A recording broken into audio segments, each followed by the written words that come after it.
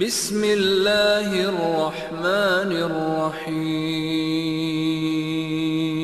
عزیزان گرامی، جب آج اتنا جھوٹ، دیکھیں دو زمانوں میں بہت جھوٹ بولا گیا، ایک بنو امیہ کے زمانے میں، دوسرا آج، میں نے تو نام بھی نہیں لیا کسی کا۔ تو عزیزان گرامی دو زمانوں میں نا بہت ہی جھوٹ بولا گیا ہے۔ بنو امیہ کا زمانہ جہاں پہ پیسے دے دے کے جھوٹ بلوایا جاتا تھا، کہہ دو یہ آیت جو ہے وہ عبد الرحمن ابن ملجم کے لیے ہے۔ اس نے کہا نہیں یہ تو علی ابن ابی طالب کے لیے، کہا میں جب پیسے میں دے رہا ہوں تو اس کا نام لے گا جس کا میں کہہ رہا ہوں۔ اچھا، اور ایسا نہیں ہے کہ بہت سی تو روایت نکال دی گئی نا تاکہ جھوٹ پکڑا نہ جائے، یہ روایت ابھی تک باقی ہے، پتہ نہیں لوگ ہیں یا نہیں۔ آپ لوگ سن بھی رہے ہیں یا نہیں سن رہے ہیں؟ جب آیت ہے قرآن کریم میں سورہ بقرہ کی آیت نمبر 206 ہے، اگر میں مسٹیک نہیں کر رہا ہوں، وَمِنَ النَّاسِ مَن يَشْرِي نَفْسَهُ ابْتِغَاءَ مَرْضَاتِ اللَّهِ وَاللَّهُ رَءُوفٌ بِالْعِبَادِ۔ لوگوں میں سے ایک ایسا ہے جو اپنا نفس دے کے اللہ کی مرضیاں لے لیتا ہے۔ یہ کس کی شان میں نازل ہوئی؟ مولا کائنات علیہ السلام شب ہجرت جب مولا بستر رسالت پہ سوئے، اور روایت کیا ہے؟ ٹھیک ہے ایک آدھی کی کتاب میں ہوگی، لیکن روایت کیا ہے بھائیوں کے ہاں؟ عبد الرحمن ابن ملجم کے لیے آیت آئی، یہ مولا کے لیے نہیں قاتل کے لیے آئی ہے۔ کیوں؟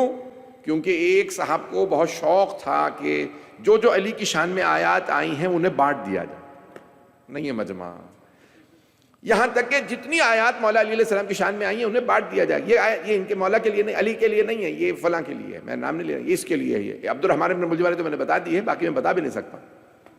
بانٹ دی گئی، حتیٰ کہ مولا کے القاب بانٹ دیے گئے۔ امیر المؤمنین صرف علی نہیں ہے، یہ بھی ہے وہ بھی، وہ پتہ نہیں لوگ ہیں یا نہیں۔ مولا کے القاب اتنی بے دردی سے مولا کے القاب کو لوگوں میں بانٹا گیا جتنی بے دردی سے لوگ شادی کا کارڈ بھی نہیں بانٹتے۔ میرے جملے پہنچ رہے ہیں آج؟ مولا کے القاب کو اتنی بے دردی سے بانٹا گیا ہے، یہ تم رکھ لو، یہ تم امیر تم ہو۔ سارے القاب بانٹے گئے، لیکن جب اسد اللہ کی باری آئی تو کوئی لینے کو تیار نہیں تھا۔ میں تم اسد اللہ تم بن جاؤ، اس نے کہا پھر لڑنا پڑے گا، میدان میں ڈٹنا پڑے گا۔ پتہ نہیں لوگ ہیں یا نہیں ہیں؟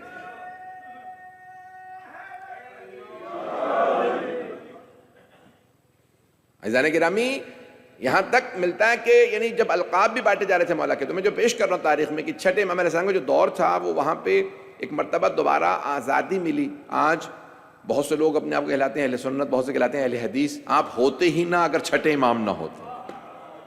پتہ نہیں لوگ ہیں یا نہیں؟ نہ کوئی آج اہل سنت ہوتا، نہ آج کوئی اہل حدیث ہوتا، کیونکہ سنت کے لیے بھی سنت نبوی کی ضرورت ہے، حدیث اہل حدیث کے لیے بھی حدیث کی ضرورت ہے۔ دونوں چیزوں کو بیان کرنے کے لیے جعفر صادق کی ضرورت ہے۔ اب میرے جملے پہنچ رہے ہیں؟ اگر جعفر صادق علیہ السلام نہ ہوتے تو سنت نبوی کو کون بیان کرتا، حدیث نبوی کو کون بیان کرتا؟ پوچھا پیغمبر کا حلیہ بتائیے، تو آپ نے فرمایا پیغمبر امامہ اوڑھتے تھے، امامہ پہنتے تھے سر پہ۔ عام طور سے عرب آپ نے دیکھا کپڑا رکھتے ہیں سر پہ، آپ نے پرنا کیا کہتے ہیں؟ آپ لوگ پرنا ہی کہتے ہیں، چلیں۔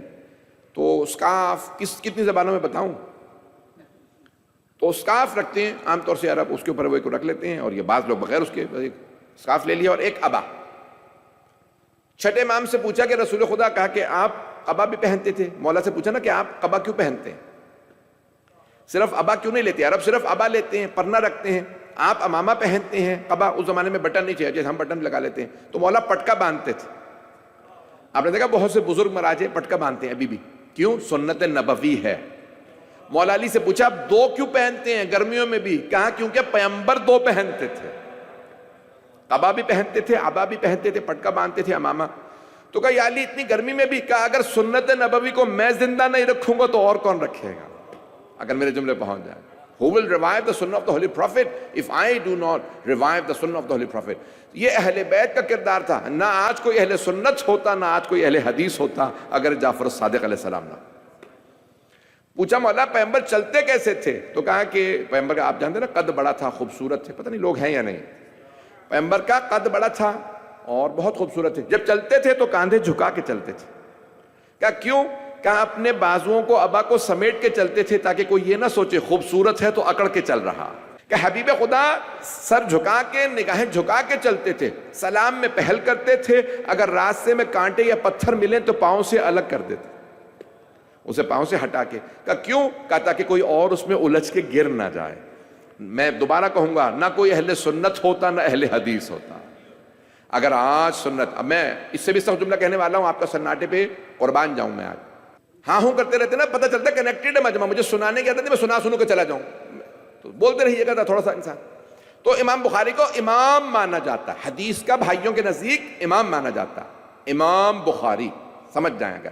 محمد ابن اسماعیل بخاری، ان کی کتاب ہے الصحیح، انہوں نے کتاب کا نام رکھا الصحیح.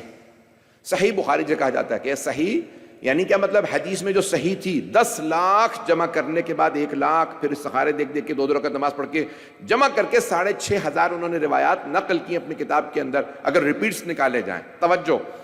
تو امام بخاری کے جو مشائخ ہیں، مشائخ جن سے انہوں نے حدیث لی ہے، کہتے ہیں 500 سے زیادہ ان کے مشائخ اور محدث راوی شیعہ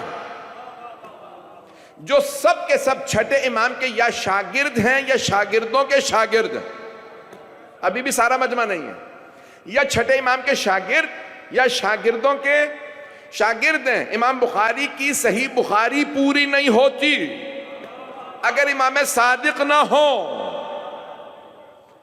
اب ابھی بھی بہت سے لوگ نہیں میں پہنچا سکا بات. اب آپ کہیں گے نہیں یہ اس زمانے کے شیعہ تھے، اس زمانے کے شیعہ اور ہیں، اس زمانے نہیں، ایسے ہی تھے جیسے آج شیعہ ہیں نا، ویسے ہی تھے اس زمانے میں. یہاں تک اہل سنت کے علم رجال میں، علم رجال سمجھتے ہیں نا، بایوگرافیز آف دا رپورٹرز، یہ جو راوی ہوتا ہے اس کی بایوگرافی. پاکستان کے کسی صحابی کا نام لوں گا پھر مجھے پاکستان جانا ہے. کچھ لوگ کیا ایک پاکستان کے پرائم منسٹر کہتے تھے وہ فلاں صحافی نے آپ کے لیے یہ کہا وہ لفافہ صحافی ہے. لفافہ بھی نہیں سمجھتے. لوٹن پہ اللہ سلامت رکھے. سیاست تو سنتا ہی نہیں، پتہ ہی نہیں ہے آپ لوگوں کو، مجھے ہی پتا سیاست. تھوڑا سا ہاں ہوں کر لیں، میں کیا کہہ رہا ہوں بار بار آپ سے. لفافہ صحافی سمجھتے ہیں. جرنلسٹ کو پیسے دیے، کہا کہ بھئی یہ رپورٹ نہ کرنا کہ 50,000 کا مجمع تھا. کہا لوگ اتنے نہیں آئے. یہ پاکستان میں ہوا یا نہیں ہوا؟ یہ بھائی یہ پاکستانی بیٹھے ہیں یہاں، کوئی ہے پاکستانی؟ تو پھر بول کیوں نہیں رہے؟ پاکستان میں جلسہ ہوا، انہوں نے رپورٹ کیا کہ فلاں سیاسی پارٹی نے جلسہ کیا، اس میں کوئی لوگ نہیں تھے. تو انہوں نے کہا آپ نے کوئی ویڈیو نہیں بنائی، کوئی تصویریں نہیں لی؟ کہ لوگ ہوتے تو لیتا نا تصویریں. لوگ ہی نہیں تھے. کہ کتنے لوگ تھے؟ کہ تھوڑے سے لوگ تھے. کتنے تھے پتہ نہیں ہے، پتہ نہیں لوگ ہیں یا نہیں ہیں. یہ ہمارے سامنے ہوا. پھر اس پارٹی کے لوگوں نے تصویریں لگائیں. کہ میدان میں جگہ نہیں تھی، ابھی بھی مجمع نہیں ہے. اب سمجھ میں آیا غدیر میں رپورٹر کون تھا.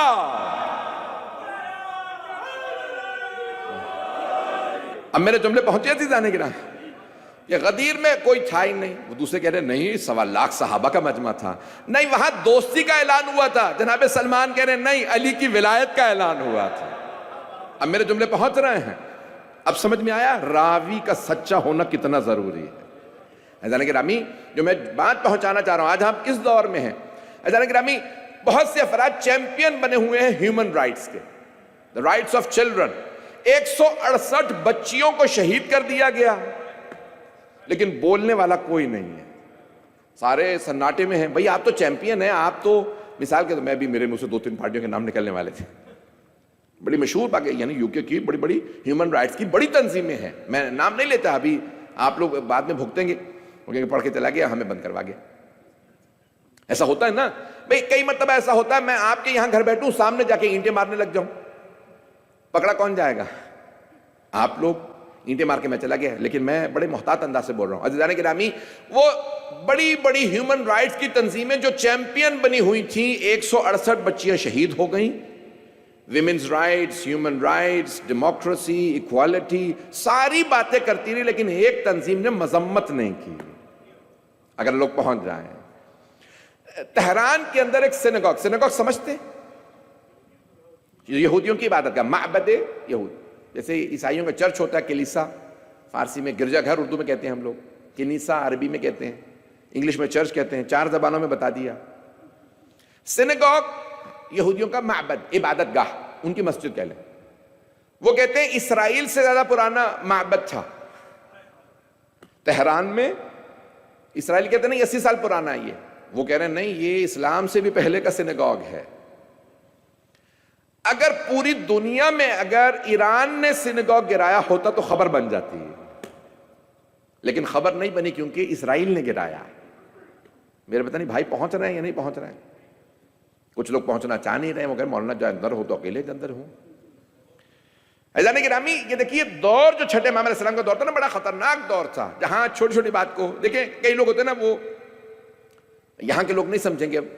پرانے زمانے میں لوگ پڑھنا لکھنا نہیں جانتے تھے، عدالت جاتے تھے، جج بیٹھتا تھا، قاضی جج، تو پھر وکیل ہوتے تھے، اس کے ساتھ ساتھ پیشیاں لکھنے والے اور کچھ لوگ کاتب، کچھ لوگ پہنچ رہے ہیں.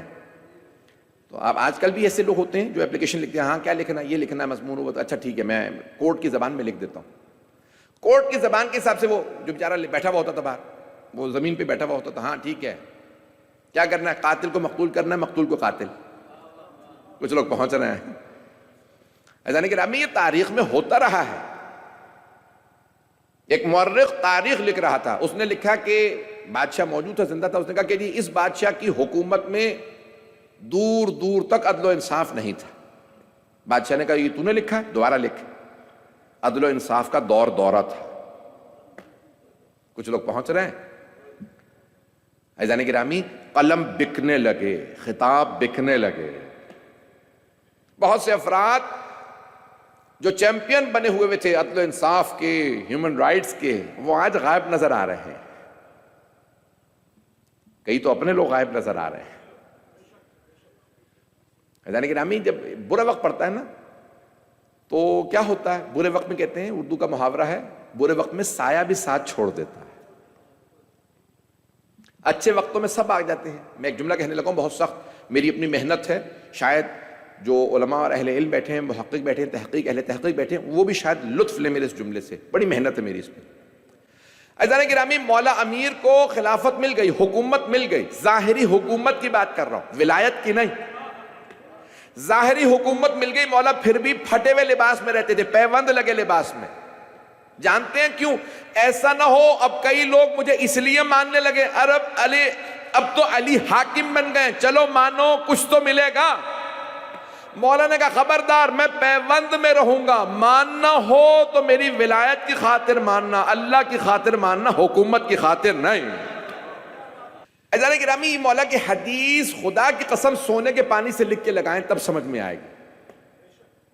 کیونکہ ہم لوگ سونے چاندی سے محبت کرتے ہیں نا، سونے سے لکھیں گے پھر پتہ چلے گا کتنی قیمت ہے اس کی.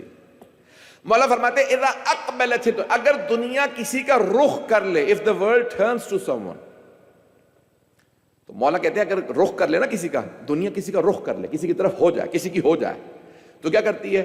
دوسروں کی بھی اچھائیاں انہیں دے دیتی ہے.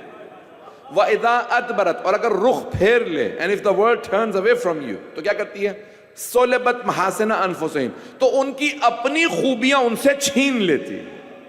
عزیزان گرامی کئی افراد تھے انقلاب انقلاب انقلاب کرتے رہے، رسول خدا کے ساتھ کھڑے تھے، جب جنگ ہوئی تو کہا فرو، بھاگو. مولا علی علیہ السلام کے پر برا وقت پڑا نا، وہ جو دم بھرتے تھے، پیچھے پیچھے چلتے تھے، ساتھ ساتھ رہتے تھے، نکلو اب علی پہ مصائب آ گئے. مولا حسن پہ مصائب آئے، ساتھ کھڑے ہونے والے خاندان کے علاوہ کوئی نہیں تھا، چند افراد. مولا حسین، وہ جو کہتے ہیں نا کہ سب سے خوش قسمت امام حسین تھے اصحاب کے معاملے میں، ان کے پاس بھی کتنے تھے؟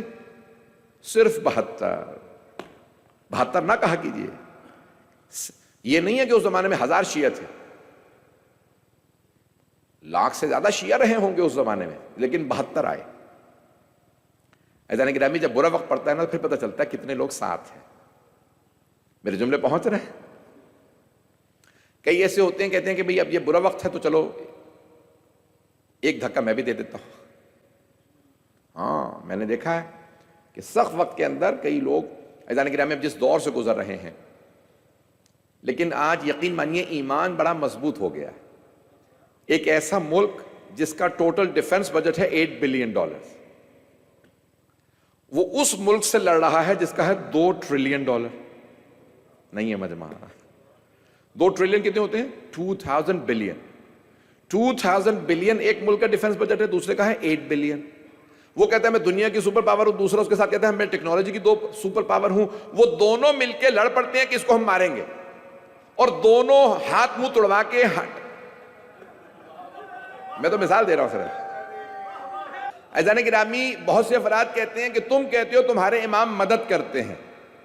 جب آخری تقریر تھی رہبر کی تو اس وقت لوگ کیا نعرہ لگا رہے تھے؟ حیدر حیدر کا نعرہ لگا رہے تھے. تو ہم نے کہا، ہم کہتے ہیں نا یا علی مدد، تم کہہ کے دیکھو. ہم کہہ رہے ہیں، اور اگر تم ابھی بھی نہیں مانتے کہ مولا علی مدد کرتے ہیں تو آؤ ذرا ایران میں آ کے دیکھو تو صحیح. چلے الحمدللہ، میں ممنون ہوں کہ آپ لوگوں نے پھر بھی میرا اتنا حوصلہ بڑھایا. تو میں سمجھ رہا تھا میں یہاں سے کہیں اور ہی جاؤں گا. عزیزان گرامی، یقین میں نے میرے جمعہ خطبے اگر آپ سن لیں گے تو اس سے زیادہ سخت ہیں. یہ تو ابھی میں بڑے محتاط انداز سے بول رہا ہوں. اب سمجھ میں آیا بنو امیہ کا دور کیسا رہا ہوگا، کہ جہاں مولا علی کا نام لینا جرم تھا. مولا حسن کا نام، بچے کا نام لوگ نہیں رکھتے تھے. امام حسن حسین علیہ السلام پہ بحث کر رہے تھے، علماء میں مناظرہ ہو رہا تھا کہ بھئی کسی نے بھی جو ہے وہ مولا علی پہ، مولا حسن پہ، مولا حسین پہ نام نہیں رکھا صحابہ میں. تو ایک صاحب بحث کرنے لگے، کہا حسن بصری کا نام نہیں آپ کے ذہن میں آ رہا؟ کہا نہیں، ان کا نام تمہیں نہیں پتا کیا تھا؟ یہ تو حضرت ام سلمہ کے پاس وہ آئے، حضرت ام سلمہ نے نام بدل کے رکھ دیا حسن. کہا تیرا نام اچھا نہیں ہے، تو اپنا نام حسن کر لے. تو وہاں سے حسن بصری ہو گئے. پتہ نہیں لوگ ہیں یا نہیں. عزیزان گرامی، اگر دوسری مثال دی کہ نہیں ایک اور نام بھی تھا، کس کا؟ وہ حضرت عبداللہ ابن عباس نے یا حضرت عبیداللہ ابن عباس، ان کے بھائی نے اپنے بیٹے کا نام علی رکھا تھا. بھئی وہ بھی مولا علی کے چچا کے بیٹے تھے. ان دو ناموں کے علاوہ پوری تاریخ میں 100 سال تک کسی نے مولا علی کے، مولا حسن کے، مولا حسین کے نام پہ نام نہیں رکھا. پھر لوگ کہتے ہیں کہ نہیں اہل بیت علیہ السلام مظلوم نہیں ہے. عزیزان گرامی، مظلومیت روشن ہے. میرے پاس ایک کسی نے بتایا کہ یہ نام وغیرہ کا بچی بیمار ہے، بھائی حساب کرا لیجیے. میں نے کوئی نام بتایا، ان کو یہ نام رکھ لیجیے. یہ تو شیعہ رکھتے ہیں. ارے بی بی کا نام ہے، نہیں یہ ہمارے یہاں نہیں رکھا جاتا، کوئی اور نام بتا دیں. یعنی انہیں جو نام بتا رہا تھا انہیں مسئلہ تھا. کیوں؟ کیونکہ وہ شیعہ نہیں تھے تو ان کے لیے مسئلہ ہے. عزیزان گرامی، آج ہمارے پاس بہت سے لوگ آ جاتے ہیں، اگر ان کو اہل بیت کا کوئی نام بھی بتا دے تو ان سے ابھی بھی، میں خدا کی قسم کل بہت شدید اپسیٹ ہوا جب رات مجھے ہمارے کسی دوست کا فون آیا. پتہ نہیں بتانا چاہیے ملک کا نام یا نہیں بتانا چاہیے. خلیج کا ایک ملک ہے جو بہت سے ہمارے شیعوں کو نکال رہا ہے اس وقت. خلیج فارس کے اندر ایک ملک کا ہے نام، آپ لوگ پہنچ جائیے گا. جو سمجھ گئے وہ انہیں بتا دے، جو نہیں سمجھے. میں ممبر سے نام نہیں لوں گا تاکہ کسی کے لیے مسئلہ نہ ہو. مجھے مسئلہ نہیں ہوگا، میں تو نہیں جا رہا وہاں، اور میں مجالس پڑھنا وہاں چھوڑ چکا ہوں کافی عرصے سے. تو عزیزان گرامی، وہ کہنے لگے کہ مولانا ہمیں جو ہے وہ ڈپورٹیشن لیٹر دے دیا، 3 دن کا نوٹس دیا ہے. یہ بات اتنی اپسیٹنگ نہیں تھی کیونکہ پچھلے 20 سال سے ہو ہی رہا ہے. جو بات اپسیٹنگ تھی تو وہ کہنے لگے کہ ہمارے جو ایک دوست ہیں فلاں صاحب لاہور کے، ان کے ایک اہل سنت دوست ہیں، ان کو بلایا. انہوں نے کہا بھی آپ شیعہ ہیں یا سنی؟ اس نے کہا نہیں میں اہل سنت ہوں. تم فلاں لڑکے کے ساتھ اٹھتے بیٹھتے ہو؟ نہیں وہ شیعہ میرا دوست، میں سنی ہوں. وہ کہنے لگے مولانا وہ واقعاً کٹر سنی تھا لاہور کا. کہنے لگے نہیں میں اہل سنت ہوں. کہا کہ اچھا پکی بات ہے؟ اس نے کہا ہاں. کہنے لگے پھر نماز پڑھ کے دکھاؤ اہل سنت کی. کہنے لگے اس نے ہاتھ باندھ کے پوری نماز پڑھ کے دکھا دی. اہل سنت ایسے نماز پڑھتے. کہیں گے نہیں اتنے عرصے سے رہ رہے ہو، تم نے سیکھ لی ہوگی. کہیں گے اللہ کی قسم میں سنی ہوں بھائی، میں شیعہ نہیں ہوں. کہیں گے ٹھیک ہے پھر علی پہ تبرہ کر کے دکھاؤ. یہ میں ابھی کی بات بتا رہا ہوں، 4 دن پہلے کی بات بتا رہا ہوں. جی سی سی کے اندر مسلمان کلمہ گو نے ایک سنی سے کہا کہ تم علی پہ لعنت کرو، پھر جا سکتے ہو، ثابت ہو جائے گا کہ تم سنی ہو. اس نے کیا کہا؟ اس نے کہا سنی ہوں، علی پہ لعنت نہیں کروں. عزیزان گرامی، بہت سے افراد ابھی بھی شک میں ہیں. میں جتنا کھل کے پڑھ رہا ہوں میں اتنا کھل کے نہیں پڑھتا، آپ جانتے ہیں. عزیزان گرامی، کیا حالات ہیں اس وقت دنیا کے اندر. پھر بھی بہت سے لوگ سوئے ہوئے ہیں. لوگوں کو اس وقت اندازہ نہیں ہو رہا ہم کس دور سے گزر رہے ہیں، کیا ہونے والا ہے، ابھی حالات کیا بن رہے ہیں. یہ مسلمانوں کی میں بات سنا رہا ہوں، یہ میں نے صہیونیوں کی باتیں، حتیٰ مجھے تو کہنا پڑتا ہے کہ کچھ یہودیوں میں صہیونی ہے، کچھ عیسائیوں میں، کچھ مسلمانوں میں بھی صہیونی ہے. عزیزان گرامی، اس ہم دور سے گزر رہے ہیں کہ جہاں پہ آج بھی لوگ آپ کو مختلف جو ہیں وہ تصاویر دکھا کے دھوکہ دیں گے. بہت زیادہ بڑے بڑے افراد آپ کو اسلام کے نام پہ دھوکہ دینے کے لیے تیار ہے. بہرحال میں کوئی سخت جملہ نہیں کہتا، بات تمام، میں نے بہت زیادہ وقت لیا، میں خدا گواہ ہے جو مجھے وقت ایلوکیٹ کیا گیا تھا میں اسی میں بات مکمل کرنا چاہتا تھا. چھٹے امام کا جو دور تھا، جب 2 پاورز لڑ رہی تھی تو مولا نے دیکھا کہ بھئی یہ بنی امیہ بنی عباس سے متصادم ہیں، ایک دوسرے کے مقابلے میں کھڑے ہیں، تو ہم اس سے فائدہ اٹھا کے فقہ کو رائج کریں. تو نبی صادق نے دین دیا تھا، امام صادق نے دین بچایا ہے. عزیزان گرامی، آج یہ عزاداری ہمارے پاس، یہ مجالس، یہ فقہ، یہ نماز، میں ایک سخت جملہ کہنے لگا، مجھے معاف کر دیجیے گا، یہ بہت بڑے عالم کا جملہ ہے، ہندوستان کے سید العلماء کا جملہ ہے۔ ان سے کہا پاکستان میں لاہور میں کانفرنس ہو رہی تھی کہ بتائیے اگر کربلا نہ ہوتی تو کیا ہوتا؟ کانفرنس کا عنوان تھا کربلا نہ ہوتی تو کیا ہوتا، یہ عنوان تھا، یہ 70s کے اندر کانفرنس ہوئی لاہور میں۔ تو سب تقریریں کر رہے تھے، اپنی اپنی سب نے تقریریں کی، آخر میں ان سے کہا کہ آقا آپ کے لیے اب ٹائم نہیں رہا، وقت ختم ہو گیا، آپ صرف اور صرف 2 منٹ بول سکتے ہیں۔ تو انہوں نے کہا میرے لیے 2 منٹ بھی کافی ہیں، اگر کربلا نہ ہوتی تو جمعے کی نماز بدھ کو ہوتی۔ عزیزان گرامی، شریعت رسول خدا کو بجا کیا تھا؟ لوگ کہتے تھے آپ کو کیسے پتا پیغمبر ہاتھ کھول کے نماز پڑھتے تھے؟ پیغمبر کا رخ تو سامنے ہوتا تو اوپر ابا ہوتی تھی، تو کیا پتا ان کے ہاتھ بندھے ہوں؟ گھر والوں نے بتایا، بیٹی نے بتایا، بابا جان تہجد تو گھر ہی میں پڑھتے تھے، نواسوں نے کہا ہم نے نانا کی آغوش میں کھیلا ہے، ہم نے ان کو ہاتھ کھول کے نماز پڑھتے دیکھا ہے۔ عزیزان گرامی، آج تک ہم تراویح نہیں پڑھتے، آپ نے کبھی غور کیا؟ بھئی اگر کوئی بات نہیں، اگر لوگوں نے 20 رکعت کا اضافہ ہی کر لیا تو کیا مسئلہ تھا؟ توجہ مجمع نہیں ہے۔ مولا امیر علیہ السلام نے فرمایا ہے کہ جو مجھے مانتا ہوگا وہ تراویح نہیں پڑھے گا۔ ہم آج تک نہیں پڑھ رہے۔ عزیزان گرامی، یہ ساری شریعت جو ہم تک پہنچی ہے یہ جعفر صادق علیہ السلام کا صدقہ ہے۔ لوگوں نے، ساری دنیا نے طواف نساء چھوڑ دی، ہم کہتے ہیں نہیں، ہم کمپرومائز نہیں کریں گے۔ میرے جملے پہنچ رہے ہیں؟ ہم طواف نساء واجب کہہ کے طواف نساء کرتے ہیں، اس کے بعد 2 رکعت نماز پڑھتے ہیں۔ ہم وہ تمام احکام ویسے بجا لاتے ہیں جیسے چھٹے امام نے سکھایا۔ کیوں؟ اس لیے کیونکہ ہم جعفری ہیں، ہمیں فخر ہے، ہمیں ناز ہے۔ عزیزان گرامی، لوگ ہمارے بچپن میں نا کیا تھا، لوگ بڑے تقیے میں خاموشی سے چھپ کے بتاتے تھے آپ شیعہ تو نہیں ہیں؟ نہیں ہوں، تو ایک بڑی پتہ نہیں لوگ ہیں یا نہیں، لیکن یہ جو صدی ہے نا، یہ جو 21 سینچری ہے، یہ سر اٹھا کے جینے کی صدی ہے۔ ہم ناز سے بتاتے ہیں ہم علی والے۔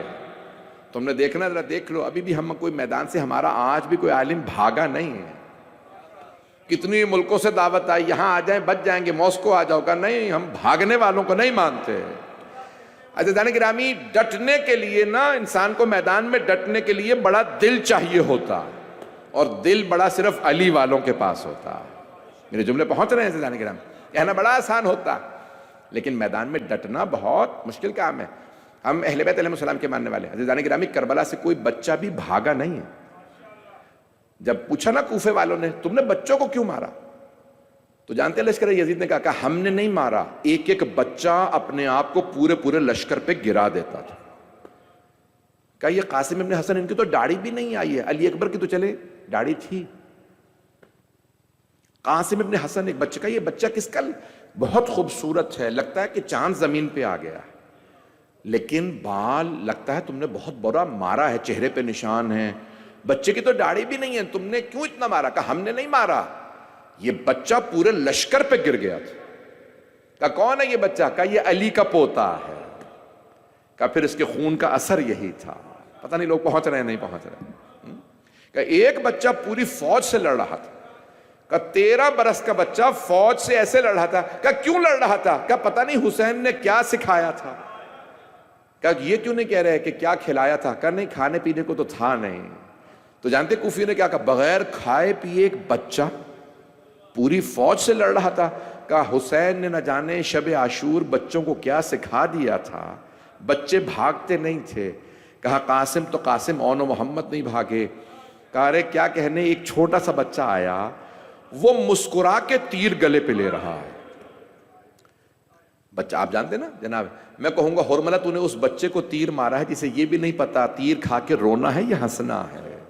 اجرکم اللہ۔ بھائی میں اب اگر مصائب پڑھوں، چھٹے امام کے زمانے میں آپ جانتے ہیں نا مجالس برپا ہونے لگی تھی، اس سے پہلے مجلس کی اجازت نہیں تھی۔ اگر میری طرف دیکھ سکیں، بس میں آخری جملے پڑھ رہا ہوں، میں 5 سے 10 منٹ زحمت دوں گا مصائب کی، شب شہادت نہ ہوتی تو میں اتنی مجلس طویل نہ کرتا۔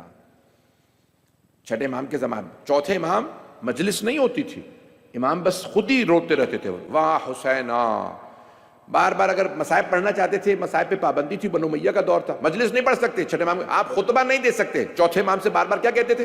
خطبے کی اجازت نہیں ہے۔ امام نے کہا ٹھیک ہے، تم خطبے سے روک سکتے ہو، دعا سے تو نہیں روک سکتے۔ رونے سے تو نہیں روک سکتے. امام بار بار گریہ کرتے کہتے ہیں کسی نے پوچھا مولا کیوں رو رہے ہیں؟ کہا میرے بابا کو پیاسا ذبح کیا گیا, میرے بابا کو مولا لیکن شہادت آپ کی میراث ہے. کہا ہاں تم بھی صحیح کہتے ہو, لیکن ہم ماؤں بہنوں پھوپھیوں کے ساتھ بازاروں میں جانا کیا یہ بھی ہماری میراث ہے؟ مولا کا مصائب خود بیان کرنا, ایک ایک آدمی کو تک آدمی کو نام لے کے مصائب بیان کرنا. بھئی میں یقین مانیے میں پڑھ نہیں پاؤں گا, 5 سے 10 منٹ زحمت دوں گا, اگر دیکھ سکے تو میرے تو دیکھتے رہیے گا. چوتھے امام سے کسی نے کہا مولا میرے گھر میں سب آپ کے ماننے والے ہیں, میں صرف اکیلا نہیں ماننے والا. اس زمانے میں جانتے ہیں بڑا مشکل تھا, ایک بھائی مانتا تھا, دوسرا بھائی مخالف تھا. زوجہ شیعہ تھی, شوہر مخالف تھا. شوہر شیعہ تھا, اولاد دشمن, بڑا مشکل دور تھا. اس نے کہا مولا ہمارے گھر میں سب آپ کے ماننے والے ہیں, سب شیعہ. مولا میرے بھائی کی شادی ہے, کچھ دیر کے لیے آپ شادی میں آ جائیں. مولا کے آنسو بہنے لگے. کہ جب سے علی اکبر کی شہادت ہوئی ہے میں شادیوں میں نہیں جاتا. کہا مولا ہم آپ کے ماننے والے ہیں, اگر کچھ دیر کے لیے آپ آ جاتے نا تو ہماری خوشی میں شریک ہو جاتے. مولا نے کہا ایک شرط پہ آؤں گا, میں جب شادی میں آؤں نا تیرے بھائی کی تو کچھ دیر کے لیے میرے بھائی علی اکبر کے مصائب پڑھ دینا. اس نے کہا مولا مجھے شرط منظور ہے, میں مصائب پڑھ دوں گا. جب مولا گئے نا اس کے گھر پہ تو سب دیکھنے لگے مدینے میں پہلی مرتبہ سید سجاد کربلا کے بعد شادی میں آئے ہیں. جب مولا کو دیکھا, مولا نے دیکھتے ہی کہا اپنا وعدہ یاد ہے؟ کہا ہاں مولا. ایک آدمی سے کہا مصائب پڑھ دو علی اکبر کا. کہ مولا بتائیے کہ کیا جملے کہوں؟ مولا نے کہا اس طرح سے مصائب پڑھنا. بس پڑھنے لگا نا تو مولا نے کہا چراغ بجھا دے تاکہ لوگ رونے میں حیا نہ کریں, کھول کے روئیں, اونچی آواز سے روئیں. بھئی میں اب چھٹے امام کے چند جملے پڑھنا چاہتا ہوں, اگر دیکھ سکے تو دیکھیے گا میری طرف. یہ جملے مرحوم عطیہ اللہ اشتہاردی نے بڑے بڑے جید علماء نے لکھے. چھٹے امام علیہ السلام نے کیا کیا, امام سے کوئی آدمی ملنے کے لیے آیا. کچھ لوگ کہتے ہیں یہ صرف چاہنے والا نہیں تھا, مولا کا ننہال سے رشتہ دار تھا. مولا کی والدہ کون ہے؟ حضرت ام فروا سلام اللہ علیہ, بی بی بہت باعظمت بی بی, حضرت قاسم کی بیٹی.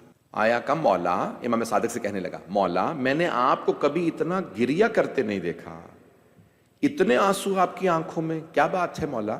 زمین پہ بیٹھے ہیں. کہا تمہیں نہیں پتا محرم آ گیا ہے, عاشورہ آنے والا ہے, ظاہراً یا عاشورہ کا دن تھا یا 9 محرم. تو کہا کہ مولا آپ کے جد کی شہادت کا دن ہے نا؟ کہا ہاں اس لیے گریہ کر رہا. مولا نے ان کی طرف دیکھا اور ایک جملہ کہا آپ کے بابا شعر کہتے تھے, جیسے آپ مرثیہ کہتے ہیں نا, پنجابی میں کہتے ہیں نا دوڑا پڑھتے ہیں, مصائب میں آپ نے دیکھا شاعری کی شکل میں مصائب پڑھتے ہیں لوگ. مولا نے پوچھا تمہارے والد شعر کہتے تھے, کیا آپ نے بھی شعر کہا ہے؟ کہا ہاں مولا میں نے بھی شعر کہے. مولا نے رو کے سوال کیا میرے جد حسین کے لیے بھی کچھ لکھا ہے؟ کہا مولا میں نے آپ کے جد حسین کے لیے مرثیہ کہا ہے. مولا نے کہا ذرا سناؤ تاکہ میں اور زیادہ روؤں. جیسے ہی وہ پڑھنے کے لیے کھڑا ہوا نا, اگر دیکھ سکے سب میری طرف, نہیں تو آنکھیں بند کر کے مدینے چلیے گا. جیسے ہی وہ پڑھنے لگا نا, مولا نے خادمہ کو آواز دی. مرحوم عطیہ اللہ اشتہاردی کہتے ہیں مولا نے گھر میں خادمہ تھی, آواز دی, کہا یہاں پہ پردہ لگا دے. خادمہ نے فوراً پردہ کھینچ دیا. مولا کہاں پہ؟ اپنے گھر کے صحن میں بیٹھے. خادمہ نے پردہ کھینچا. مولا نے آواز دے کے کہا ذرا میری ماں سے کہنا مجلس ہونے والی ہے, میرے جد حسین کے مصائب ہونے والے ہیں. خادمہ فوراً تیزی سے گھر کے اندر گئی. کہا بی بی آپ کے بیٹے نے بلایا ہے, مجلس ہونے والی ہے. جناب ام فروا جو ہے نا بہت ضعیف العمر ہو گئی تھی, بہت بزرگ تھی اس وقت. بی بی اٹھی, برقع لیا, گھر میں ہیں لیکن جانتی ہیں کچھ شاید وہاں اور مرد ہوں گے. بی بی نے برقع لیا, آئیں. اگر دیکھ سکے میری طرف آپ ضرور دیکھیے گا. امام کہاں بیٹھے ہیں؟ جہاں پردہ لگا ہوا ہے, باقی صحن میں مرد بیٹھے ہیں. ایک مرتبہ مولا کی جو والدہ تھی نا, مولا کے پاس آ کے بیٹھ گئیں. حضرت ام فروا امام صادق کی والدہ آئیں نا, آ کے بیٹھی. کا بیٹا مصائب ہونے والا ہے؟ کہاں اماں مجلس ہونے والی ہے. مولا کی والدہ بہت بزرگ تھی, پاس آ کے بیٹھ گئیں. مولا نے خادمہ کو دوبارہ آواز دی. کہا میری بہنوں کو بلا, مجلس ہونے والی ہے. میری بہنوں کو بلا دے. پھر کہا میری بیٹیوں کو بلا, میری زوجہ کو. خادمہ گئی جناب حمیدہ خاتون کو, مولا کی جو امام موسیٰ کاظم کی والدہ, سب کو بلایا. کہا مولا نے بلایا ہے, مصائب ہونے والا ہے. اب مولا نے کہا مجلس پڑھ. مصائب پڑھنے والا کھڑا ہوا. اگر اب ضرور سنیے گا. مصائب پڑھتے پڑھتے کہا کہ فرات کا کنارہ تھا, دریا بہ رہا تھا لیکن حسین پیاسے تھے. پیاسے حسین کے گلے پہ خنجر چلایا گیا. جب خنجر کا ذکر کیا نا, جناب ام فروا اونچی اونچی رونے لگی. اتنی بلند آواز سے مولا کی والدہ نے گریہ کیا کہ ایک مرتبہ مردوں میں آواز آنے لگی. وہ جو مصائب پڑھ رہا تھا نا وہ امام کی والدہ کا رشتہ دار تھا. اس نے ایک مرتبہ امام کی والدہ کا نام لے کے کہا اے ام فروا اگر آپ زیادہ روئیں گی نا تو بیٹا گلے لگائے گا. بیٹا کیا کہے گا؟ اماں اتنا نہ گریہ کیجئے. بی بی آپ کا بیٹا امام صادق آپ کو گلے لگا کے کہے گا اماں اور نہ روئیے. لیکن اے بی بی ام فروا جب آپ کی پھپھیاں زینب و ام کلثوم کربلا میں روتی تھیں کوفہ و شام کے بازاروں میں تو ایک مرتبہ شمر تازیانے مارتا تھا. روایت کے الفاظ ہیں، مرحوم بڑے بڑے جید علماء نے لکھا ہے کہ ایک مرتبہ امام کے گھر سے اونچی آواز سے گریہ ہونے لگا. مدینے کے لوگ امام کے دروازے پہ جمع ہونے لگے. جیسے امام کے دروازے پہ آ کے لوگ دیکھنے ہوا کیا ہے، کیا ان کے گھر میں کسی کا انتقال ہو گیا، کوئی وفات پا گیا ہے. امام نے بلند آواز سے کہا الباب الباب، دروازہ بند کر دو. ایک آدمی نے رو کے کہا نہیں مولا انہیں سننے تو دیں، مصائب ہو رہے ہیں. امام نے کہا میرا بیٹا بے ہوش ہو گیا. ایک مرتبہ امام کا گریہ بلند ہوا. امام نے کہا دروازہ بند کر دو. بھئی میں مصائب کو یہیں روک دیتا لیکن میں کیا کروں، 2 روایات اور پڑھنا چاہ رہا ہوں. اگر برداشت کریں تو میں پڑھ دوں مصائب اور پڑھوں مصائب. بھئی منصور دوانقی ملعون نے، ابھی مجھ سے پہلے سن رہے تھے نا آپ مرثیے میں، منصور دوانقی ملعون نے امام کو زہر دلوایا تھا. زہر دینے سے پہلے جانتے کیا کیا اس نے؟ ایک مرتبہ رات کے وقت امام کے گھر کو آگ لگوا دی. کہا جاؤ امام کے گھر کو آگ لگا دو تاکہ یہ سب جل کے مر جائیں. بھئی میں کیسے پڑھوں آپ کے سامنے؟ جب رات میں گھر کو آگ لگی نا امام کے سارے خادم پانی ڈالنے لگے گھر پہ. امام گھر سے باہر نکلے، نہ جانے کیا دیکھا، مولا کی ساری بیٹیاں بیٹے صحن میں گھر میں صحن میں باہر آ گئے. گھر کا صحن تھا. امام دیوار سے ٹیک لگا کے کھڑے ہو گئے اور اونچی اونچی رونے لگے. ایک خادم آگے بڑھا کہا مولا نہ آپ آگ بجھانے میں مدد کر رہے ہیں نہ گھر سے باہر جا رہے ہیں، مولا آپ دیوار سے ٹیک لگا کے اونچی اونچی روئے چلے جا رہے ہیں. مولا کیا آپ کے رونے کا سبب پوچھ سکتا ہوں؟ آپ اتنا بلند گریہ کیوں کر رہے ہیں؟ مولا کوئی بچہ آپ کا جلا تو نہیں ہے، اتنا رو کیوں رہے ہیں؟ میری طرف دیکھیے گا. مولا نے روک کے فرمایا تو دیکھ نہیں رہا میری بیٹیاں کبھی مشرق سے مغرب دوڑتی ہیں کبھی مغرب سے مشرق، دیکھ رہی ہیں باپ کو کچھ نہیں ہوا لیکن بار بار رو کے کہتی ہیں ہائے آگ ہائے آگ. آگ کو دیکھ کے میری بیٹیاں اتنی رو رہی ہیں. کہا مجھے جانتے ہو میں کیوں رو رہا ہوں؟ کہا مولا بیٹیوں کے رونے پہ. کہا نہیں مجھے شام غریبہ یاد آ گئے. کہا مولا شام غریبہ کیوں یاد آئے؟ کہا میری بیٹیاں مجھے دیکھ کے رو رہی ہیں. ہائے جب میری پھپھیاں خیموں میں آگ لگی، نہ میرے جد حسین تھے نہ میرے چچا عباس، میرے دادا سید سجاد ایک چٹائی پہ لیٹے تھے. میری پھپھیاں کبھی اس خیمے سے اس خیمے میں کبھی اس خیمے سے اس خیمے میں رو رو کے کہتی تھی ہائے ابا. اجرکم اللہ اجرکم اللہ. بھئی رونے میں بخل نہ کیجیے گا. آخری جملے پڑھ رہا ہوں. اب میں دیکھ رہا ہوں میرے بزرگوں میرے بھائیوں میرے بچوں کی آنکھوں میں آنسو ہیں. بھئی اب آنسوں کو نہ روکیے گا. کس بات کا غم تھا مولا صادق آل محمد کو کہ میری پھپھیوں کی کس طرح سے بے حرمتی کی گئی. خیموں میں آگ لگی، پھپھیاں کبھی اس خیمے سے اس خیمے میں آئیں. بھی میں کہوں گا مولا ایک چھوٹی سی بیوی بھی تو رو رہے تھے. آپ جانتے ہیں اگر کسی بچی کا باپ دنیا سے چلا جائے کیا کیا جاتا ہے؟ سر پہ شفقت کا ہاتھ رکھا جاتا ہے. لیکن شام غریبہ میں بی بی کے بالوں میں ایک ملعون نے ہاتھ ڈالا. اجرکم اللہ. بھائی میں اس سے آگے جملے نہیں پڑھنا چاہتا. اجروں کو میں دیکھ رہا ہوں بعض لوگوں سے میرے برداشت نہیں ہو رہے، میرے بعض جوان بھائی میرے بچے برداشت نہیں کر رہے. اجرکم اللہ. آخری جملے بس بھائی آخری جملے. امام صادق دوپہر میں کھانا تناول فرما رہے تھے. امام کھانا کھا رہے تھے. اتنے میں ایک مرتبہ خادم نے کہا مولا سادات حسنی کو، امام حسن کی جو اولاد ہے نا انہیں گرفتار کیا جا رہا ہے بنی عباس کی طرف سے. کہتے ہیں مولا ننگے سر ننگے پاؤں گھر سے باہر آئے اور رو رو کے کہنے لگے کتنا ظلم کرو گے سادات پہ اور کتنا مارو گے. انہوں نے کتنے مظالم دیکھے ہیں، بس کرو انہیں گرفتار نہ کرو. انہیں باندھ کے لے جایا جا رہا تھا. آخری جملے سن لیجئے. امام نے روکا. ایک مرتبہ ایک ملعون نے امام کی قمیض میں ہاتھ ڈالا، پشت سے قمیض میں ہاتھ ڈالا، کرتے کو پھاڑا. بعض علماء کہتے ہیں کہ جیسے اس نے تازیانہ مارا میں نے پڑھ دیا، آپ نے سن بھی لیا، امام معصوم کو تازیانہ مارا گیا، اجرکم اللہ، بس تازیانے کا مارنا تھا۔ بعض علماء کہتے ہیں اسی تازیانے میں زہر تھا۔